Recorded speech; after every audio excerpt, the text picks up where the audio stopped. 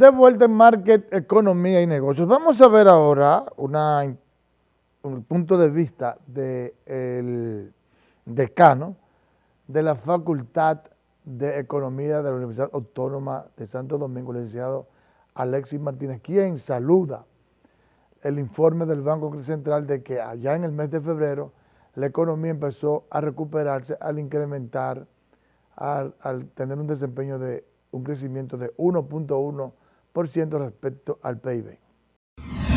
El control de la vacuna va a dictar ya qué tan sostenible va a ser ese crecimiento que tuvimos de tener en enero y esas proyecciones que hay. Nosotros la saludamos, la vemos positivo y creemos que eso es sumamente importante, eso que acaba de anunciar el Banco Central, porque indica que estamos logrando una de las metas, o pudiéramos lograr una de las metas que más queremos, que es reducir la cantidad de personas que han estado desvinculados del mercado laboral dominicano. Bueno, vamos ahora a propósito de esta declaración de Alexis Martínez y del informe del Banco Central de que la economía ya tuvo un crecimiento de 1.1%, la opinión del economista Ivanhoe NG Cortiñas. La economía dominicana, desde que se dispuso su cierre parcial en las principales actividades productivas y comerciales a causa del coronavirus a partir de marzo del 2020, comenzó a manifestar una actividad negativa del desempeño económico. Tanto así que todo el año 2020 cerró con un decrecimiento del Producto Interno Bruto en menos 6.7%. Y este comportamiento negativo continuó en el primer mes del año 2021 al situarse en menos 1.8% el decrecimiento de la economía. De manera que el comportamiento negativo de nuestra economía se mantuvo durante 11 meses, el más alto en términos de tiempo y en términos de magnitud de la historia económica dominicana de los últimos 50 años. Fue ahora, a partir de febrero, que la economía comienza a dar señales de una ligera recuperación al manifestar un crecimiento de 1.1% en febrero. Pero si uno lo compara en forma interanual con el mes de febrero del año 2020, encontramos que todavía falta mucho para que la economía dominicana se manifieste un crecimiento conforme a como estaba en la precrisis. En febrero del 2020 el crecimiento fue de alrededor de 5.5%. Para todo este año 2021, las autoridades han proyectado que la economía crecería en alrededor de un 5%. ¿Qué significa esto? Que si la economía crece en un 5%, será un crecimiento tipo rebote, en cuanto a que la economía decreció en menos 6.7% en el 2020 y estaría creciendo en 5% positivo en el 2021. Ese es un crecimiento rebote, el efecto rebote de la economía dominicana, básicamente en términos estadísticos. Porque en sí el crecimiento neto seguiría siendo negativo, porque si usted al menos 6.7% le resta el 5% que crecería la economía dominicana en el 2021, pues tendríamos un balance neto negativo de menos 1.67%. Por lo tanto, estamos frente solo a un crecimiento rebote de la economía dominicana que en términos ponderal es negativo. Y si tomamos en cuenta que en términos de dólares la economía dominicana solamente no tendrá un crecimiento, es decir, el crecimiento será cero y por lo tanto el PIB dominicano al final del 2021 se situará en alrededor de unos 78.000 millones de dólares, justo lo que la economía dominicana había producido 2 o 3 años atrás. Si a esa situación del comportamiento económico dominicano nosotros le agregamos el tema que tiene que ver con la ejecución presupuestaria, y tomando en cuenta que en una situación de recesión económica como la que vive el país, en la que se supone, como lo han hecho otros países, que la política fiscal y la política monetaria deben ser de carácter expansivo, y usted encuentra que en la ejecución presupuestaria hay un afán por producir un ahorro presupuestario, un ahorro fiscal, tanto así que han anunciado con mucha, algarabía, de que el déficit fiscal para este año 2021 sería de alrededor de un 3%, desmontándolo del 7.7% como cerró en el año 2020. Como si en una situación de recesión lo más importante es disminuir el déficit. No, en una situación como la que estamos atravesando, lo más importante es recuperar la economía. Y para recuperar la economía se requiere de gastar dinero, de tener una política fiscal expansiva y una política monetaria también expansiva. Para los primeros 2 meses de este año, la composición económica del gasto público se situó de la siguiente manera.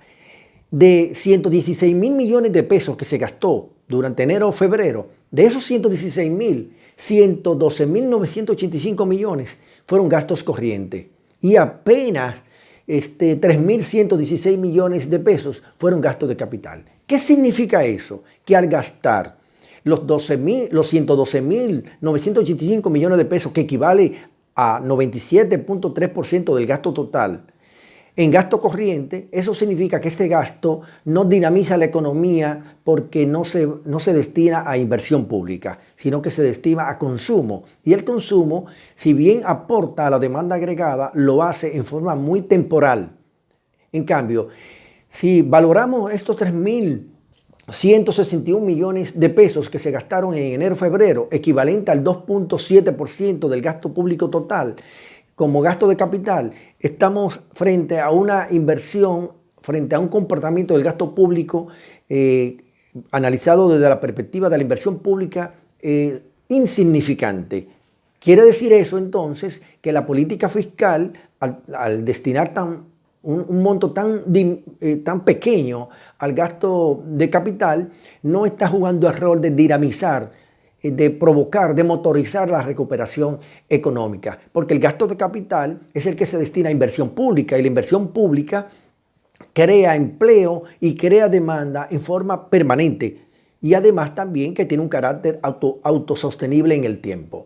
Por lo tanto, estamos frente a una situación en la que el gasto fiscal, el gasto público dominicano no está contribuyendo al crecimiento económico dominicano y parecería que solo se lo están dejando al ámbito monetario para que juegue un papel dinamizador en la economía dominicana. Mi llamado es a que se cumpla con la ley de presupuesto que establece que el gasto de capital debe ser el 14% del gasto público total y que el gasto corriente ronde alrededor de un 86% del gasto público total.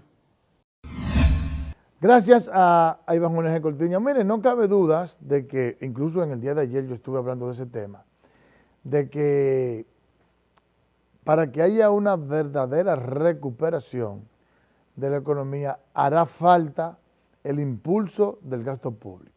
Ya dijimos que en materia de inversión privada, lo que hemos visto hasta el momento es bueno. Se han abierto zonas francas, se han iniciado varios proyectos hoteleros y ya se anunció en el día de hoy una inversión de más de 2.000 millones de dólares en Pedernales. Entonces, la inversión privada está fluyendo y la política monetaria está fluyendo. Sin embargo, el gobierno, a pesar de, como vimos en la primera parte del programa, tanto impuestos internos como aduana reportan aumento de los ingresos, el gasto público, el presupuesto, el gasto del gobierno, tanto a nivel de gasto de capital como a través de gasto corriente, está por debajo. Entonces parece que es el momento, tal y como dijo Darío Javier Cueva, en su opinión, y como dijo ahora Iván Jorge Cortiñas, es necesario para darle un verdadero impulso a la economía dominicana que se incremente el gasto público. ¿El ahorro para qué? ¿Ahorro para qué si no hay crecimiento? Es mejor que no haya ahorro, pero que haya crecimiento. Quizás que ese incremento de la inversión pública no sea desorbitada para no incrementar de manera exagerada, digamos, el tema de la deuda externa que ya anda por un 74 punto y pico por ciento, al decir el 74 punto y pico por ciento la deuda consolidada, al decir de el economista Henry Ebrard. Pero si el Estado está teniendo un ahorro, pues ese ahorro, ¿para qué ahorrarlo? Vamos a gastarlo para impulsar el crecimiento económico. Mi punto de vista en ese sentido. Coincido con los dos economistas que acabo de mencionar, Darío Abel Cueva y Iván Jóvenes G. Cortiñas. El ministro de Obras Públicas de Línea Ascensión anunció que en los próximos días serán reiniciados 52 proyectos de infraestructura que estaban paralizados desde la pasada administración del gobierno y que, con tales propósitos, se adelantaron pagos de ubicaciones pendientes por un monto de 6.254 millones de pesos. Ustedes pueden hacer inversiones con la seguridad de que su inversión no va a ser detenida, no va a ser, no se le van a poner trabas, o se van a colocar, o se van a dejar de pagar. Y también, lo digo así de una manera pública, aquí no hay que pagar peaje. Aquí lo que queremos es que ustedes las obras las terminen en el tiempo que tienen que terminar y por el costo que las obras tengan. El ministro de Obras Públicas explicó que el área financiera y de ingeniería del Ministerio de Obras Públicas y Comunicaciones han sido instruidas para que no paralicen ningún tipo de tramitación burocrática en interés de darle solución a los problemas. Dijo que lo que se busca es, con la reactivación de un conjunto de obras que están paralizadas, es lograr una reactivación de la economía. La Confederación Dominicana de Micro, Pequeñas y Medianas Empresas de la Construcción, Compimecon, criticó la falta de democratización en el acceso al crédito bancario que está empleando el sistema financiero contra el sector empresarial. Edwin de la Cruz tiene la historia. Frank Guerrero, consultor y vicepresidente de Copimecon, denunció que los pequeños y medianos constructores deben enfrentar una burocracia al momento de solicitar un préstamo a la banca. La burocracia y los excesivos requisitos continúan dificultando el acceso al financiamiento de las MIPYMES en la banca tradicional y aún en mayor proporción en el Banco del Estado, menguando así ampliamente las iniciativas promovidas desde las autoridades monetarias y desde el propio Poder Ejecutivo.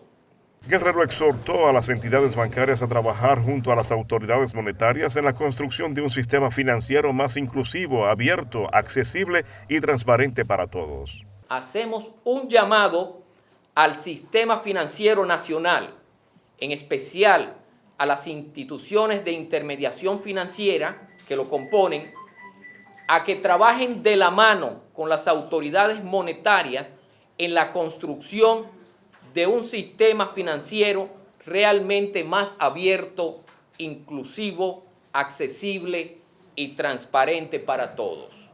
En tanto, Eliseo Christopher, presidente de la entidad, advirtió que de no contar con el financiamiento, el sector no podrá superar la situación en la cual se encuentra. Hemos visto que se ha liberado una gran cantidad de dinero del encaje legal a través de diferentes mecanismos, incluso a través del mecanismo de liberación rápida del Banco Central de recursos. Pero cuando vemos los nuevos créditos que hay, no coinciden. No han crecido. El presidente de Copimecon indicó que durante años han estado excluidos del sistema financiero, a pesar de que la micro, pequeña y medianas empresas representan más del 98% del sector empresarial. Nosotros hacemos un llamado al sistema financiero dominicano y de manera especial, al Banco de Reserva, a que tome como notas a seguir los lineamientos que está marcando el Banco Central y las políticas internacionales, inclusión, financiamiento, y que podamos lograr pues tener mucho mayor acceso a ejecutar nuestras obras. De su lado, la ingeniera Marixa Leguizamón, presidenta de la Asociación de las Mujeres Empresarias de la Construcción, pidió que éstas sean incluidas y tomadas en cuenta por la banca nacional. Nosotros, hablando de inclusión, hablamos también de inclusión de la mujer, del sector construcción, en este tipo de proyectos que dan apertura a las MIPYMES, porque hay una ley también que lo establece. Copimecon pidió al sector financiero crear mecanismos que permitan la inclusión financiera de las MIPYMES para que éstas puedan aprovechar las políticas promovidas desde el gobierno y el Banco Central. Gracias, Edwin de la Cruz. Ahora vamos con las noticias internacionales. En Washington, el directorio ejecutivo del Fondo Monetario Internacional aprobó la extensión de un alivio inmediato de la deuda para 28 países miembros con el objetivo de afrontar el impacto económico de la pandemia del COVID-19. Se trata de la tercera extensión de este programa de alivio por parte del fondo, que permite que estos países reciban ayuda financiera proveniente de un fondo para catástrofes, que le permite cumplir con sus obligaciones de deuda con el Fondo Monetario Internacional para los próximos 6 meses. En Nueva York, los legisladores del estado de Nueva York discuten la posibilidad de aprobar un presupuesto que incluya una subida de impuestos a los millonarios de la región, mientras activistas presionan para la creación de un fondo de $3.500 millones para los trabajadores indocumentados que se han quedado fuera de las ayudas e incentivos otorgados para contrarrestar los estragos causados por la pandemia. Y en El Cairo, un total de 119 embarcaciones se esperaba todavía cruzar el canal de Suez, una semana después de que se desbloqueara esta vía marítima tras 6 días taponada por el portacontenedores Ever Given, según los datos proporcionados por una empresa de servicios marítimos que opera en este paso. En la entrada de Port Said, en el mar Mediterráneo, había 63 barcos, en el Suez, en el Mar Rojo 56, de acuerdo a Lex Agencies, que ha estado facilitando casi diariamente la cantidad de naves en espera para cruzar el canal durante toda la crisis, ante la escasa información al respecto por parte de las autoridades egipcias. Para Market, Economía y Negocios, Edwin de la Cruz.